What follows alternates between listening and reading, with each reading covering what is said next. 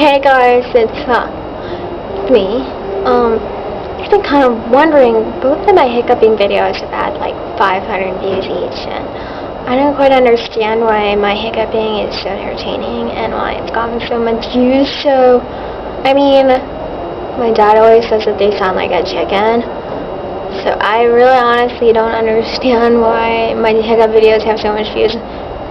I mean, it's not like my boyfriend keeps looking at me and he just saw them last night, so can you guys, like, tell me why my hiccup videos are so interesting? Because I really don't understand. It doesn't make a lot of sense. Okay? Subscribe!